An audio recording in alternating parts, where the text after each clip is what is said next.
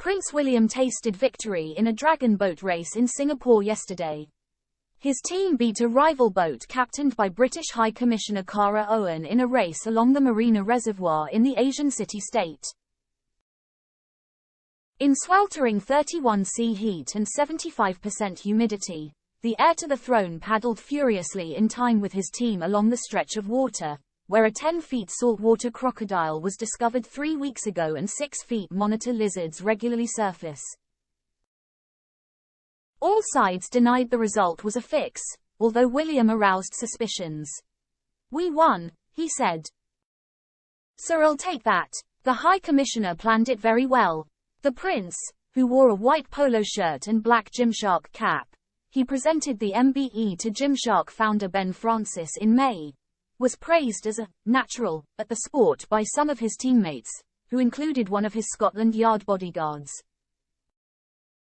But William admitted, "I was terrified if I got it wrong I'd clash with the whole side and everyone would start going out of sync. All I cared about is, don't get it wrong." The heir to the throne, who is on a 4-day visit to Singapore to attend events for his £50 million Environmental Earthshot Prize and his United for Wildlife Conservation Group Global Summit, took part in the race to pay tribute to the popular sport in the country. He was part of a 22-person team that included Singaporeans, British expats, and representatives from across the Commonwealth. Each dragon boat has 20 paddlers, a drummer to regulate the pace and rhythm, and a steer. "I love sports," William said, adding that he had been following the key man in front of me.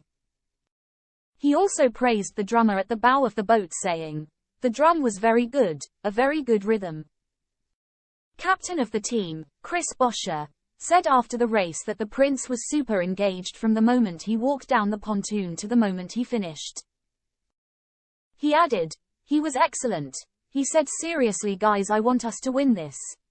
After he was asking about the race calendar and we mentioned we'd got a race coming up in 2 weeks and really he should come back and well give him a seat on the boat.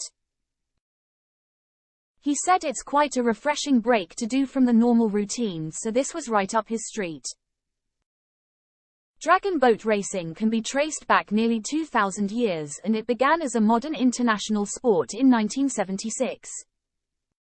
Experience the express like never before. Advert-free experience without interruptions.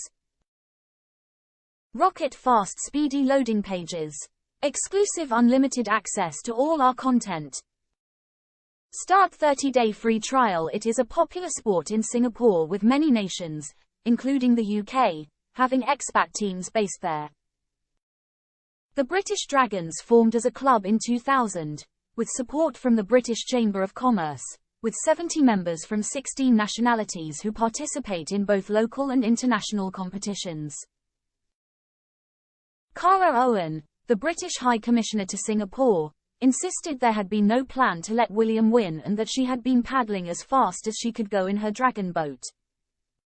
"I tried my very hardest to make sure he didn't win," she said. It was not the first time the prince has paddled on a dragon boat. He went head-to-head on the water with his wife, the then Duchess of Cambridge, during their tour of Canada in 2011 and beat her team by crossing the line a third of a boat's length ahead.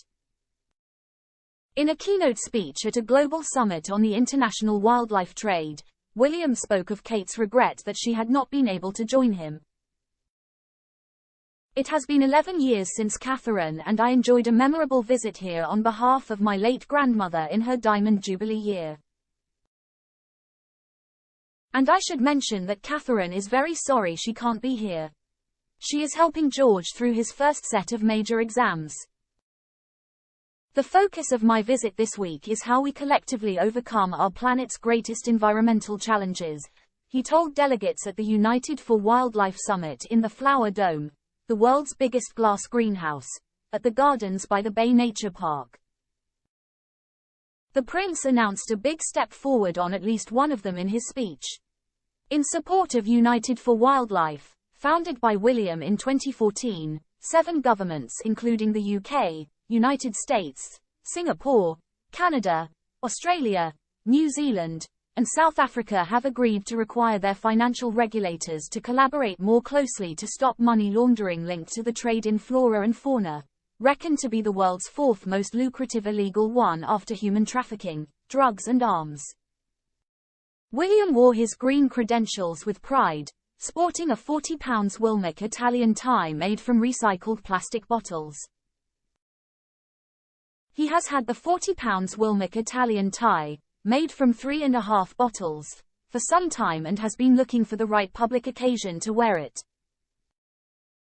One media wag immediately labelled William, bottleneck, but his sustainability message was echoed across Singapore last night as major buildings were lit up green to mark his arrival in town with the Earthshot Prize Awards.